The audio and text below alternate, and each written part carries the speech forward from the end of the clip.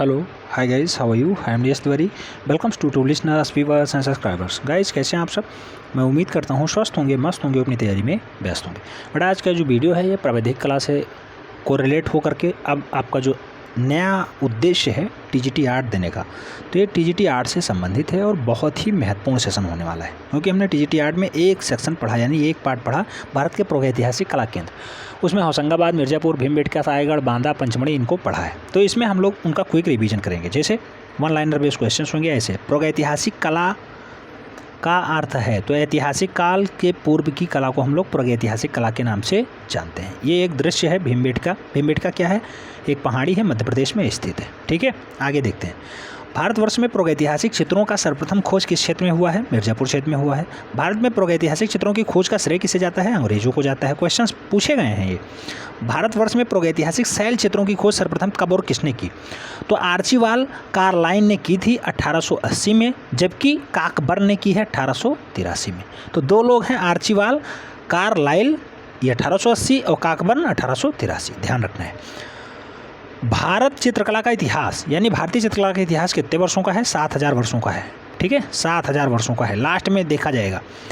आदिकाल की चित्रकला कब से मानी जाती है? 30,000 से 5,000 ईसा पूर्व। ये कई जगह 3,000 ईसा पूर्व भी लिखा मिलता है। ठीक है, अगर आप जो है नितिन सिंघारिया सर की किताब पढ़ेंगे तो वहाँ पे 30,000 ईसा पूर्व से 4,000 ईसा पूर्व तक माना जाता है। ठीक है, परेशान नहीं होना है, सेम क्वेश्चंस पूछे जाते हैं। प्रीहिस्टोरिक इंडिका पुस्तक है, किसने लिखा है? Stuart Pigott. स्टुअर्ट पिगॉट एक जो है ब्रिटिश पुरातत्व सर्वेक्षण वाला व्यक्ति था और इसने प्री हिस्टोरिक इंडिका नामक पुस्तक लिखी है। ध्यान रखना है, बहुत ही महत्वपूर्ण है, वन लाइनर बेस हैं और हम लोग क्विक रिवीजन कर रहे हैं। आप लोग पेन पेपर उठा के बैठ गए होंगे, मैं ऐसी उम्मीद करता हूँ। प्राचीनतम मानवीय सभ्यता का अवशेष कहाँ मिला है? तो जेरिको में मिला है, जेरिको। ठीक है, प्राचीनतम मानवीय सभ्यता का विकास जो है जेरिको में मिला है। अगर मानव की बात की जाए, सबसे पहले मानव कहाँ प्राप्त हुआ है? अफ्रीका में। अफ्रीका में मानवीय अवशेष भी मिले। भारत में मानव का सर्वप्रथम साक्ष्य कहाँ मिला है? नर्मदा घाटी, मध्य प्रदेश में मिला है। भारत में अगर मानव के साक्ष्य की बात की जाए तो नर्मदा घाटी, मध्य प्रदेश, हथनौर नामक स्थल पे जो है मानव का साक्ष्य प्राप्त हुआ है। भारत में पाषाणकालीन सभ्यता की खोज का कार्य किसने किया है? तो भारतीय पुरातत्व सर्वेक्षण विभाग द्वारा किया गया है और रॉबर्ट बुशफोर्ड इसके जो है हेड थे। ठीक है, रॉबर्ट बुशफोर्ड की अध्यक्षता में ऐसा काम हुआ है। भारतीय प्रागैतिहासिक चित्रकला के अध्ययन की सुविधा से कितने भागों में? 3 भागों में बांटा जाता है। पूर्व पाषाण काल, जिसे हम लोग कहते हैं 30,000 ईसा पूर्व से 25,000 ईसा पूर्व तक, यानी 5,000 ईसा पूर्व इसमें डाटा संग्रहित है। मध्य पाषाण काल 25,000 से 10,000 ईसा पूर्व, इसे हम लोग 15,000 ईसा पूर्व का जो है ज्ञान एकत्रित करते हैं। नवपाषाण काल या फिर उत्तर पाषाण काल, ये कई बार पूछा गया। उत्तर पाषाण काल किसे कहते हैं? नवपाषाण युग को कहा जाता है। इसमें लगभग यहाँ पे दिया गया है 10,000 से 5,000 ईसा पूर्व, लेकिन कई किताबों में 4,000 ईसा पूर्व भी है, 3,000 ईसा पूर्व भी है। ठीक है, तो इसमें 10,000 से 3,000 ईसा पूर्व तक मिनिमम होता है नवपाषाण या फिर उत्तर पाषाण काल युग। ठीक है, अब पूर्व पाषाण काल में कौन कौन से क्वेश्चंस बने हैं अभी तक, इस पे बात करते हैं। पूर्व पाषाण युगीन मानव कहाँ रहता था? प्राकृतिक निर्मित गुफाओं में रहा करता था, हमने कल पढ़ा था। सर्वप्रथम मानवीय जो है मानव सर्वप्रथम धरती पे कब और कहाँ पे आया? तो प्लाइस्टोसिन, ये प्लाइस्टोसिन जो है अत्यंत न्यूनतम होता है। ये युग के आरंभ में अफ्रीका में पाया जाता है सबसे पहले मानव। ठीक है, तो कहाँ पे पाया जाता है? अफ्रीका में पाया गया। अफ्रीका इसका राइट आंसर बन रहा है, ध्यान रखना है। अभी हाल ही में महाराष्ट्र के बोरी नामक स्थान पे खुदाई में मिले अवशेष के आधार पे मानव का अस्तित्व कितना लाख माना जाता है? 14 लाख वर्ष पहले ये आया था। 14 लाख वर्ष पहले मानव पृथ्वी पे पाया गया, अफ्रीका में पाया गया। महाराष्ट्र के बोरी नामक स्थान पे खुदाई में ऐसी जो है बात सामने निकल के आ रही है। आगे बात करते हैं। पूर्व पाषाण युग के गौर पत्थरों से निर्मित प्रस्तर के उपकरण अधिकांशतः कहाँ मिले हैं? तो सोहन नदी में मिले हैं, ये पाकिस्तान में पड़ता है। ठीक है, सोहन नदी पाकिस्तान प्रांत में पड़ता है। ये पूर्व पाषाण काल के सबसे ज़्यादा पत्थरों के औजार यहाँ मिले। पूर्व पाषाण कालीन मानव था तो बेटा शिकारी और खाद्य संग्राहक था, खाद्य को इकट्ठा करता था, और शिकारी था, जानवरों को मार के खाता था। ठीक है, पूर्व पाषाण युग का मानव अपने हथियार किस पत्थर से बनाता था? क्वार्टाइज पत्थर। क्वार्टाइज पत्थर जो है उसका प्रयोग करता था पूर्व पाषाण कालीन का मानव अपने हथियार को बनाने के लिए। आगे कहा गया है पूर्व पाषाण युग मानव के प्रमुख औजार एवं हथियार क्या क्या थे? हथियारों की अगर बात की जाए तो हैंड एक्स, क्लेवर और स्कैपर का प्रयोग उसने किया है औजार के रूप में। पूर्व पाषाण युगीन मात्र देवी की हड्डी से निर्मित प्रतिमा, बेटा बहुत महत्वपूर्ण है ये, मात्र देवी की हड्डी से निर्मित प्रतिमा कहाँ मिली है? बेलन घाटी में मिली है, बेलन घाटी। ठीक है, मात्र देवी की हड्डी से निर्मित प्रतिमा कहाँ मिली है? बेलन घाटी में मिली है। ठीक, नेक्स्ट, भारत में पूर्व पाषाणकालीन प्रस्तर उपकरणों की खोज किसने और कब की थी? रॉबर्ट बुशफुट। रॉबर्ट बुशफुट को हमने जब पढ़ाया, बहुत अच्छे से पढ़ाया था, 1863 में खोजा था, मद्रास के निकट पल्लावरम में इसकी खोज हुई है। आगे बात करते हैं पूर्व पाषाण काल में और क्या हुआ है। तो पूर्व पाषाण युग का मानव दक्षिण भारत में कहाँ निवास करता था? तो बेटा दक्षिण भारत में पूर्व पाषाणकालीन मानव जो है अंगोला, चिगलेपुट तथा कुड़ापा और अंगोला चिगलेपुट में निवास किया करता था। आगे हम लोग बात करते हैं पूर्व पाषाण युग मानव किस नाम से पुकारा जाता था? क्वार्टिज़ाइट मानव या फिर क्वार्टिज़ाइट मनुष्य के नाम से भी जाना जाता था। आगे बात करते हैं, सबसे पहले आग का आविष्कार कब हुआ? आप सब जानते हैं पूर्व पाषाण काल में हुआ है आग का आविष्कार। 30,000 ईसा पूर्व से 25,000 ईसा पूर्व तक पूर्व पाषाण काल होता है। आग का आविष्कार लगभग इन्हीं के बीच हुआ है। तो आग का आविष्कार कब होता है? पूर्व पाषाण काल में। अब बात आती है मध्य पाषाण काल की। मध्य पाषाण काल पूर्व पाषाण काल और नव पाषाण काल के बीच का संक्रमण काल जो है ये मध्य पाषाण काल कहलाता है। 15,000 वर्षों का इतिहास यहाँ पे संग्रहित है। आगे बात करते हैं, क्या क्वेश्चन बनता है, भारत में मध्य पाषाण काल के विषय में जानकारी सर्वप्रथम किसने और कब दी थी? तो सीएल कार्लाइल एक व्यक्ति थे जिन्होंने 1867 ईस्वी में विंध्य क्षेत्र में ऐसा काम करके दिखाया, खोज दिया मध्य पाषाण काल। ठीक है, मध्य पाषाण काल के औजार क्या थे? माइक्रोलिथिस यानी छोटे औजार थे। माइक्रोलिथ यानी छोटे औजार मध्य पाषाण काल में प्रयोग होते थे, लेकिन इसमें जो है तराशने का काम अच्छा हो गया था, इसलिए इनके औजार जो है नुकीले भी हुआ करते थे। आगे बात करते हैं, भारत का सबसे बड़ा मध्य पाषाणकालीन स्थल कहाँ पे है? तो भीलवाड़ा जिला कहाँ पे है? कोठारी नदी के तट पे स्थित है। और बांगौर भी कहाँ पे है? ये भी कोठारी नदी के पास ही स्थित है। सर्वप्रथम सवादाह यानी कि दाह प्रक्रिया शुरू की गई। तो बेटा मध्य पाषाण काल में यानी 25,000 ईसा पूर्व बात होती है। आप सनातन धर्म से होंगे तो आप जानते होंगे आपके यहाँ भी दाह प्रक्रिया ही होती है। फाइनली जलाया जाता है, मृत्यु उपरांत व्यक्ति को जलाया जाता है। ये साक्ष्य कहाँ से मिला है? मध्य पाषाण काल से ही शुरू था। आगे बात की जाए तो गुजरात में स्थित लंघनाज मध्य पाषाण कालीन पुरास्थल जहाँ से 14 मानव कंकाल प्राप्त हुए हैं का उत्खनन किसने करवाया था? HD संकालिया ने करवाया था। HD संकालिया गुजरात के लंघनाज में इसका जो है उत्खनन का काम करवाया था। मध्य पाषाण कालीन उत्सव है और उसमें 14 मानव के कंकाल प्राप्त हुए थे। HD संकालिया। ठीक है, भारत में मानव अस्थिपंजर किस काल से मिले हैं? मानव अस्थिपंजर का जो है काम ये मध्य पाषाण काल में ही हुआ है। यहीं पे जलाने का भी काम हुआ है और यहीं पे दफनाने वाला भी अस्थिपंजर प्राप्त हुआ है। आगे बात करते हैं, मानव अस्थिपंजर का पहला अवशेष कहाँ से प्राप्त हुआ है? प्रतापगढ़ उत्तर प्रदेश। प्रतापगढ़ उत्तर प्रदेश में कौन कौन से? तो महदहा और सराय नाहर और महदहा से अस्थिपंजर प्राप्त हुए हैं। सबसे पहला मानव अस्थिपंजर उत्तर प्रदेश प्रतापगढ़ से प्राप्त हुआ है। क्वेश्चन इंपॉर्टेंट है, महदहा और सराय नाहर ध्यान रखना है। आगे, पशुपालन का प्राचीनतम साक्ष्य कहाँ से प्राप्त होता है? लगभग कितने समय से प्राप्त होता है? तो लगभग 5,000 ईसा पूर्व का है। मध्य प्रदेश के आदमगढ़ और राजस्थान के बागौर से प्राप्त हुआ है प्राचीनतम साक्ष्य। ठीक है, पशु पालते थे लोग, मध्य पाषाण कालीन लोग पशु पालते थे।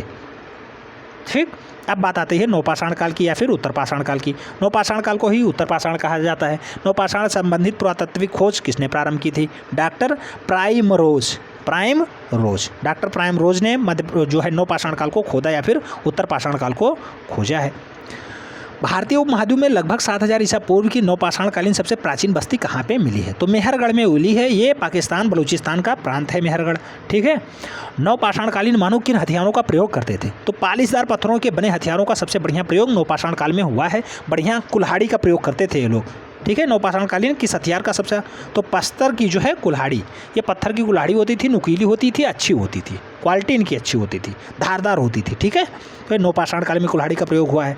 आगे बात करते हैं, मनुष्य ने अस्थायी निवास की प्रवृत्ति सर्वप्रथम किस काल में हुई है? तो नवपाषाण काल में मनुष्य अस्थायित्व को अपनाने लगा, घर में रहने लगा। ठीक है, बस्तियों में रहने लगा। आगे पूछा गया है, नवपाषाण युगीन प्राचीनतम बस्ती कहाँ से प्राप्त हुई है? मेहरगढ़ से प्राप्त हुई है, मेहरगढ़। ठीक है, आगे, उत्तर भारत की नवपाषाण संस्कृति के अंतर्गत अनेक गर्तावास यानी गड्ढा घर प्राप्त हुए हैं। कहाँ पे? तो बुर्जहोम में और गुफ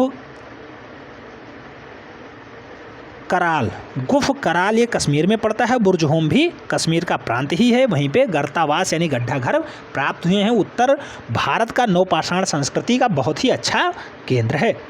भारत के प्रचुर मात्रा में हड्डी के उपकरण यानी हिरण की सींग कहाँ से प्राप्त हुए हैं? तो चिराद, ये याद रखना है बेटा। चिराद जो है ये मूल रूप से पटना के पास वाला क्षेत्र है। नीतीश बाबू की वहाँ की गवर्नमेंट है। चिराद वहीं पे मिला है, यानी हिरण के सींगों का उपयोग कहाँ पे हुआ है? चिराद में हुआ है सबसे ज़्यादा, वहीं साक्ष्य मिले।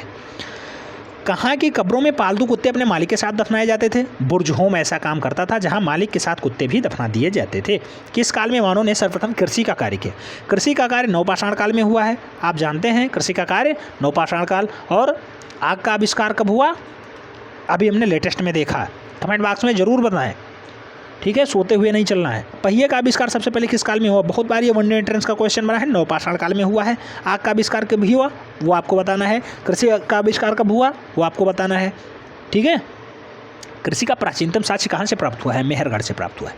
कृषि के लिए अपनाई गई सबसे प्राचीनतम फसल कौन सी है? तो जौ और गेहूँ दोनों हैं। गेहूँ ऑप्शन में ज़्यादातर रहता है, गेहूँ इसका राइट आंसर बनता है। चावल का प्राचीनतम साक्ष्य कहाँ से प्राप्त हुआ है? तो इलाहाबाद के कोलवाडीहा, कोल्ड हवा, कोल्ड हवा यहाँ कहा गया है, कोल्ड हवा। तो इलाहाबाद में पड़ता है कोल्ड हवा। वर्तमान में प्रयागराज नाम हो गया है, प्रयागराज के कोल्ड हवा से, ठीक है। ये चावल का प्राचीनतम साक्ष्य मिला है। नवपाषाण कालीन मानव कहाँ रहना आरंभ करता है? तो बेटा बस्तियों में रहता है। मैंने पहले ही बताया था, वो लोग अपने घर से जुड़ाव रखने लगे थे और बस्तियों में रहना स्टार्ट कर दिए थे। अच्छे औजारों का प्रयोग करना स्टार्ट कर दिए थे, ठीक है।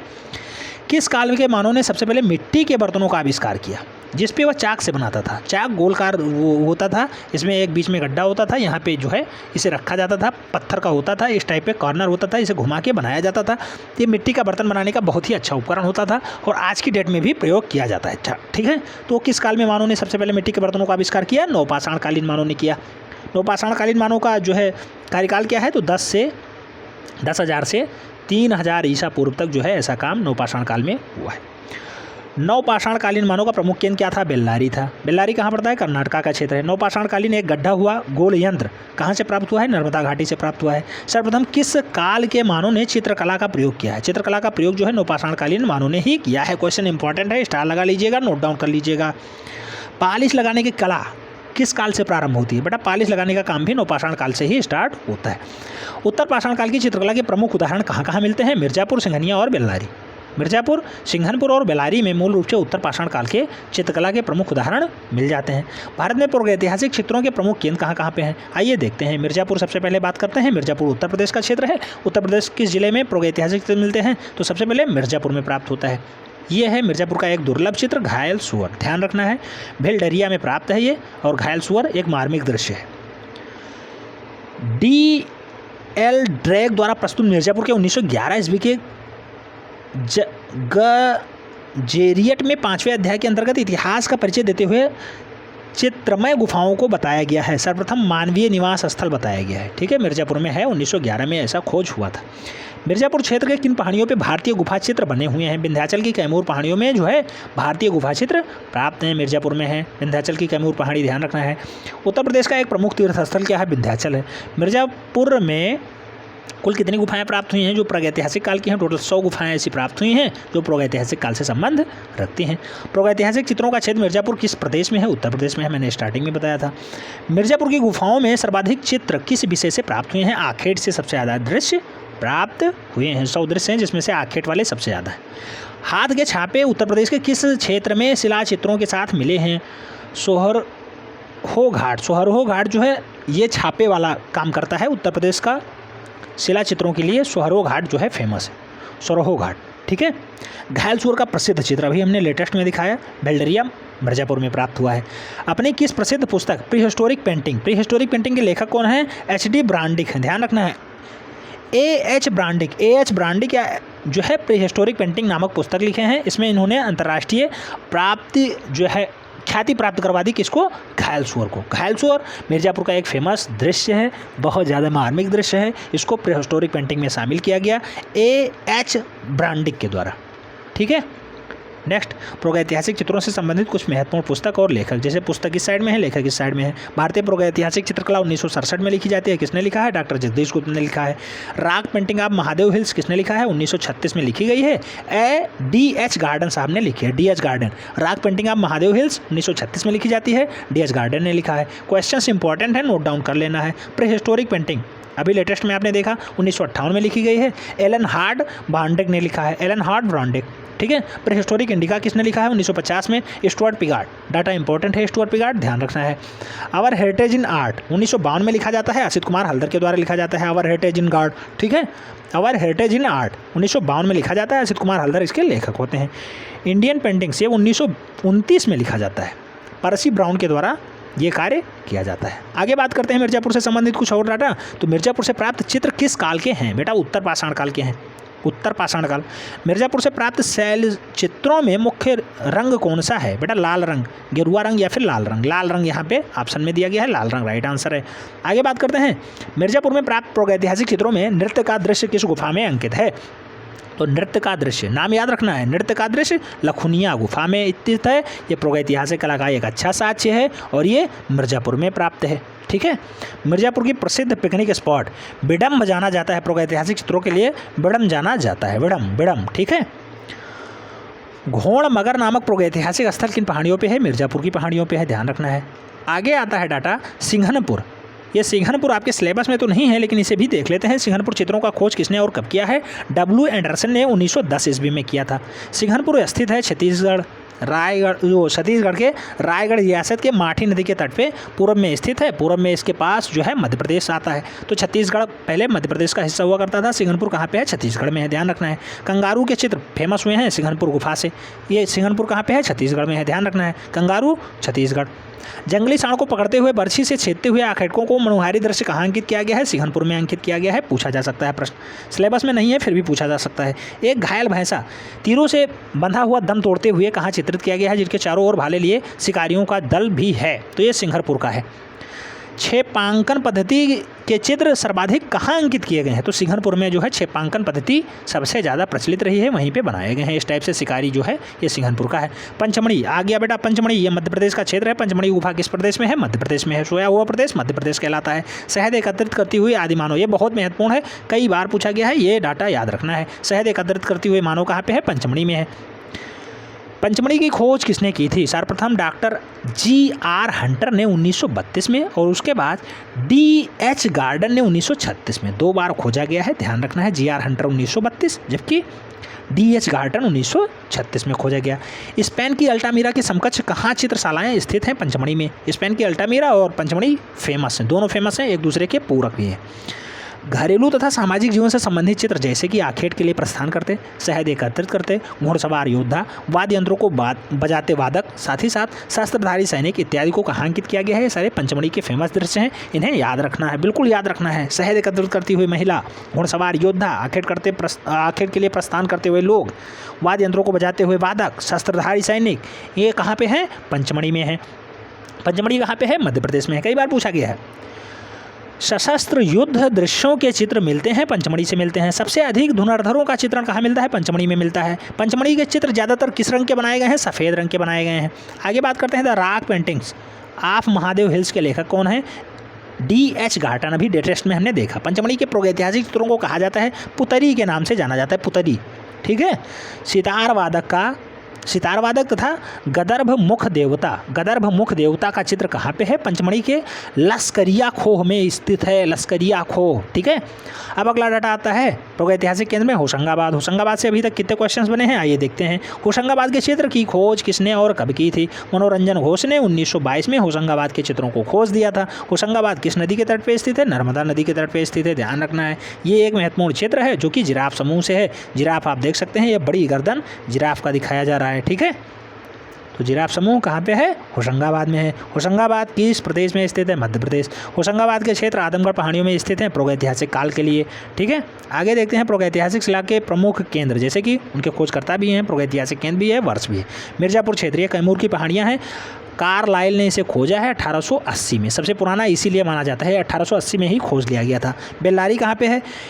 एफ फासेट ने इसे खोदा है, 1892 में खोजा है, यानी 12 साल बाद बेल्लारी खोजा गया। सिंघनपुर C.W. एंडरसन ने खोजा है, 1910 में खोजा गया। पंचमढ़ी ये भी मध्य प्रदेश का एक अच्छा हिस्सा है। D.H. गार्टन, यहाँ पे बहुत सारे चित्र मिलते हैं, D.H. गार्टन ने खोजा है 1936 में इसे। आगे भीमबेटका की अगर बात करते हैं, V.S. वाकाणकर खोजे हैं, प्रोफेसर साहब हैं, 1958 में इसे उन्होंने खोज दिया है भीमबेटका को। आगे होशंगाबाद आता है, मनोरंजन घोष खोजते हैं 1922 में इसे। बांदा को जो है उत्तर प्रदेश का क्षेत्र है, C.A. सिल्वेराड को खोजा गया है। C.A. सिल्वेराड ने खोजा कब? 1907 में। ठीक है, तो बांदा को C.A. सिल्वेराड ने खोजा है 1907 में। बांदा और जो है मिर्ज़ापुर दोनों उत्तर प्रदेश में है। जिराफ समूह किस गुफा में चित्रित मिलता है? होशंगाबाद क्षेत्र में आदमगढ़ पहाड़ियों में दोहरी रेखाओं में जो महामहिष का आकृति मिलता है उसका माप बताना है। 10 फीट लंबा है, 6 फीट चौड़ा है। महामहिष जो मिलता है 10 फीट लंबा, 6 फीट चौड़ा है। आगे बात करते हैं, होशंगाबाद में कुल कितनी शिलाश्रय एवं प्रागैतिहासिक चित्र प्राप्त हुए हैं? 1 दर्जन शिलाश्रय प्राप्त हुए हैं, यानी 1 दर्जन पत्थर प्राप्त हुए। गहरी लाल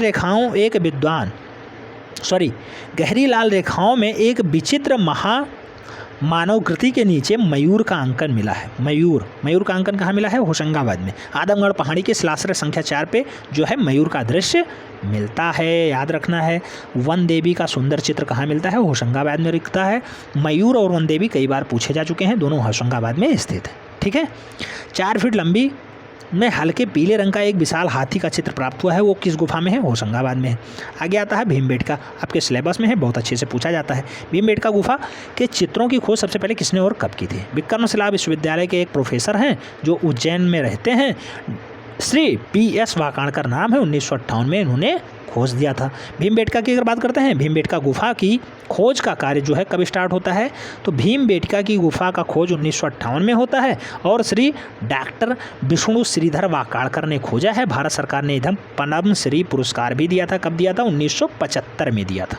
ठीक है, 1975 में दिया था। आगे भीमबेटका की गुफाएं कहाँ स्थित हैं? मध्य प्रदेश के रायसेन जिले में। रायसेन जिला कई बार पूछा गया है, ध्यान रखना है। ये एक जो है दुर्लभ चित्र है भीमबेटका का। शिकार नृत्य देख सकते हैं, शिकार नृत्य इस टाइप से ये दृश्य दर्शाया गया है, भीमबेटका में पाया जाता है।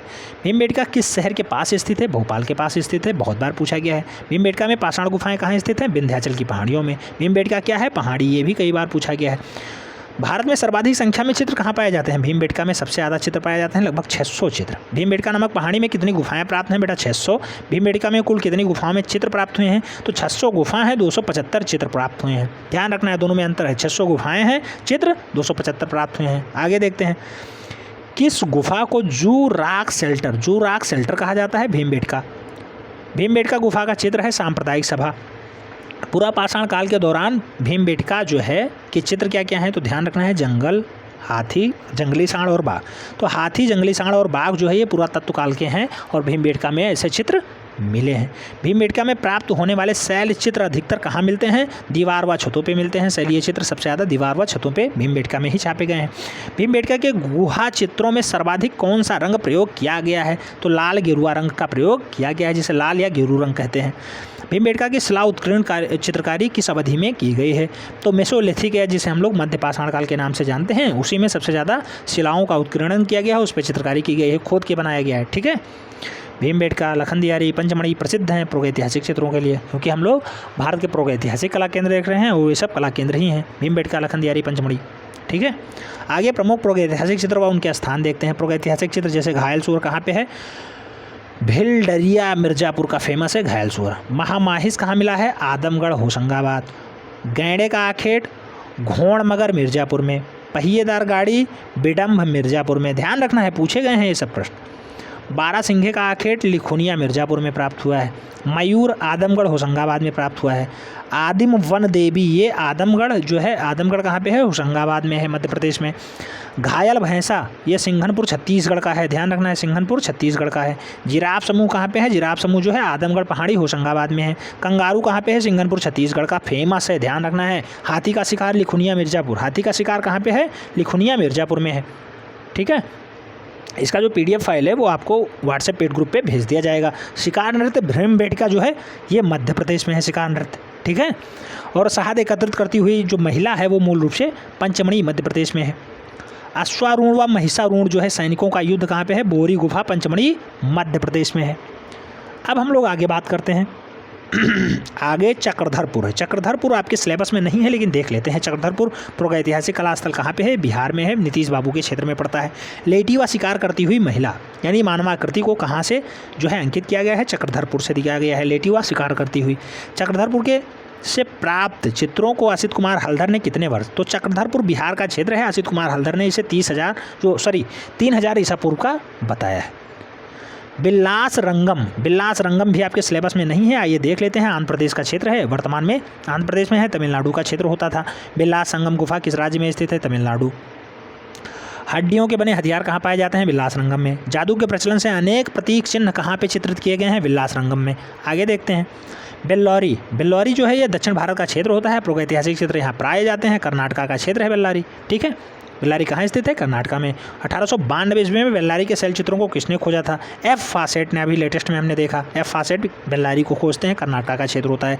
उत्तर पाषाणकालीन मानव निवास का प्रमुख केंद्र का था, तो उत्तर पाषाणकालीन मानव बेल्लारी में ही निवास करता था। जादू के विश्वास के सर्वाधिक चित्र कहाँ अंकित किए गए हैं? तो बेल्लारी में ही। जादू के विश्वास बेल्लारी में है अंकित है। 6 कोणों का सितारा कहाँ अंकित किया गया है? बेटा डाटा इंपॉर्टेंट है। 6 कोणों का सितारा कहाँ पे है? बेल्लारी कर्नाटका में। ठीक, आगे देखते हैं। कौन सी गुफा स्पेन की कोंगुल गुफा की आदिम चित्रकला के समान है? तो आदिम चित्रकला के समान जो है बेल्लारी ही है। रायचूर भी आपके सिलेबस में नहीं है। आइए देख लेते हैं क्या है रायचूर। सन 1955 में रायचूर की ऋषिमुख पर्वतमाला में चित्रों का खोज किसने किया था? तो लंदन विश्वविद्यालय के पुरातात्विक श्री एवं श्रीमती आल्विन जो है खोजते हैं किसको? रायचूर को। आइए देखते हैं आगे। आल्विन दंपति ने रायचूर से प्राप्त जो चित्र हैं उसका समय क्या बताया है? 3000 ईसा पूर्व। असित कुमार हल्दर ने क्या बताया था? 3000 ईसा पूर्व। किसको बताया था? कमेंट बॉक्स में छापना है। वायनाड के एडकल ये केरला का क्षेत्र है। वायनाड से ही वर्तमान में राहुल गांधी जी सांसद हैं। ध्यान रखना है, भारत के भविष्य के प्रधानमंत्री भी माने जाते हैं। वायनाड के एडकल प्रागैतिहासिक गुफा कहाँ स्थित है? केरला में स्थित है। वायनाड के एडकल गुफा की खोज किसने की थी? एफ फैसेट ने 1901 में की थी। ये आपके सिलेबस में नहीं है, फिर भी आपको देख लेना है। बेल्लारी के समान जादू के अनेक चित्र कहाँ अंकित किए हैं? वायनाड के एडकल में। मनुष्य के सिर पर टोपी पहनने का चित्र कहाँ अंकित किया गया है? वायनाड के एडकल। ठीक है, कोटा राजस्थान, ये भी आपके सिलेबस में नहीं है, फिर भी देख लेते हैं। राजस्थान में कोटा नगर से 22 किलोमीटर दूर दिल्ली मुंबई रेल मार्ग पर स्थित अल्निया नदी घाटी के शिलाश्रय चित्र कहाँ पे अंकित हैं? ये प्रागैतिहासिक खेल से संबंधित हैं और अल्निया नदी घाटी में जो है कोटा राजस्थान शैली पाई जाती है, वहाँ पे ऐसे चित्र पाए गए हैं। अलनरिया नदी घाटी के शिलाश्रय चित्र किस से निर्मित है? तो गेरुआ रंग या फिर लाल रंग, गेरुआ या फिर लाल रंग से निर्मित हैं। ये चित्र आप देख सकते हैं। ये भीलवाड़ा राजस्थान का शैल चित्र है, फेमस है थोड़ा सा, कई बार ये जो है सुर्खियों में रहा है। राजस्थान के कोटा में स्थित अल्निया नदी घाटी के चित्रों को किस नाम से संबोधित किया जाता है? सीता जी के मांडोड़ों के नाम से अल्निया नदी घाटी का जो है चित्र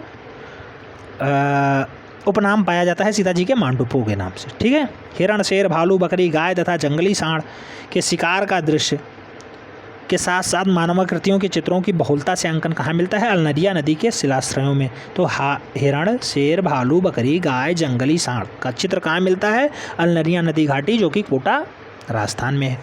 अब हम लोग देखते हैं प्रागैतिहासिक चित्रों के उद्देश्य और उनकी प्रेरक वृत्तियाँ। जैसे कि प्रागैतिहासिक मानव ने चित्रों की रचना के पीछे कौन सी भावना निहित थी? तो उनकी भावनाएं उनको प्रकट करती हैं। उनके चित्र बनाने के पीछे का भय, जादू, टोना, टोटका, चिर स्मृति, विजय इत्यादि की भावना से वो लोग ऐसा काम करते थे, ऐसा चित्र बनाते थे। आगे क्या है? प्रागैतिहासिक चित्रों में क्या परिलक्षित होता है? तो आदि मानव का दैनिक जीवन परिलक्षित हो जाता है जो चित्र प्राप्त हुए हैं उससे। ठीक है, प्रागैतिहासिक मानव की दिनचर्या थी। तो बेटा दिनचर्या उनकी पशु को मारकर खा जाता थे और साथ ही साथ उसके बाद उनका उल्लास का काम क्या होता था? नर्तक और गायन का काम होता था, यानी नाच गान का काम भी करते थे। खाना पशु को मार के खाते थे, उल्लास के लिए नर्तक और गायन का काम करते थे। कौन? प्रागैतिहासिक काल के मानव। आगे हम लोग बात करते हैं गुहावासी मानव में अपनी सफलता के लिए अदृश्य शक्तियों की पूजा किन प्रतीक चिन्हों के माध्यम से आरंभ की थी? तो स्वास्तिक बनाते थे, ध्यान रखना है। स्वास्तिक, षटकोण, अंकों तथा रेखाओं को भी वो लोग बनाते थे। स्वास्तिक, षटकोण, अंकों की रेखाएं, ये गुहावासी मानव हैं ऐसे जो स्वास्तिक, षटकोण, अंकों की रेखाओं को बनाते थे। ठीक है, नेक्स्ट प्रागैतिहासिक चित्रों में उपलब्ध होता है सृजनशीलता, मौलिक उद्भावना, स्वच्छंदता, शक्तिमत्ता, प्रयोगशीलता, निजी वैशिष्ट्य। तो ये सब प्रागैतिहासिक चित्र में उपलब्ध हैं, दिखाई देते हैं। प्रागैतिहासिक चित्रों की प्रेरणा रही है तो भावना, संवेग, अभिव्यक्ति की लालसा, विजय और जादू टोना जो है इस पे विशेष प्रेरणाएं मिलती हैं लोगों को।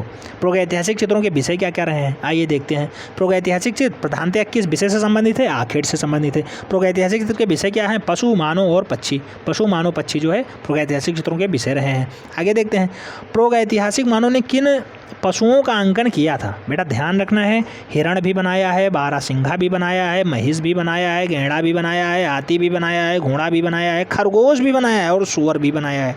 ठीक है, तो हिरण, बारहसिंघा, महिष, घोड़ा, हाथी और खरगोश, सूअर, इनको प्रागैतिहासिक मानव ने बनाया है।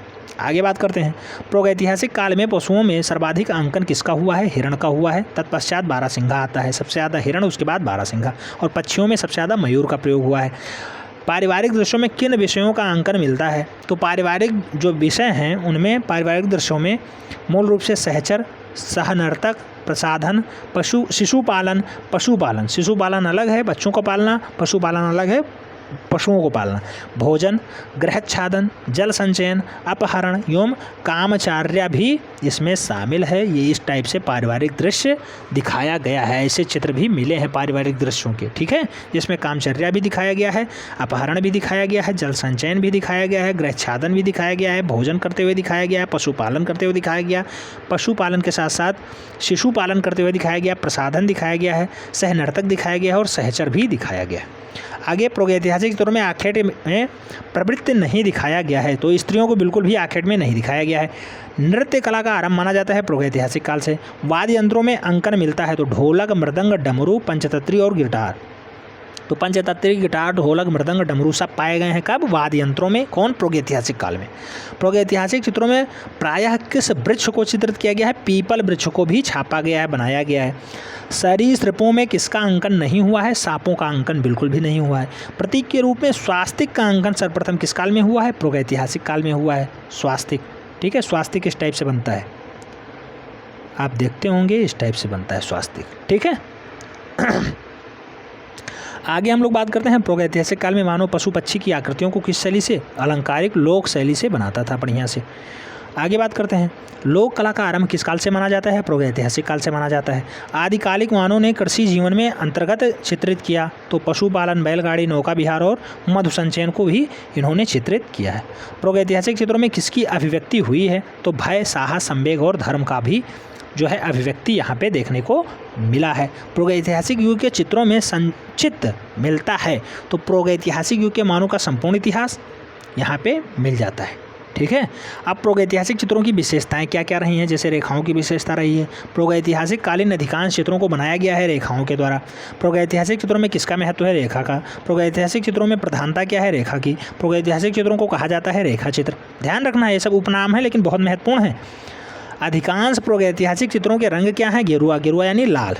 ठीक है, आदि मानव लोग शिलाश्रयों के लिए किस प्रकार के रंगों का प्रयोग करते थे? खनिज रंगों का और भूमिज रंगों का, दोनों टाइप के रंगों का प्रयोग होता रहना चाहिए, हुआ भी है।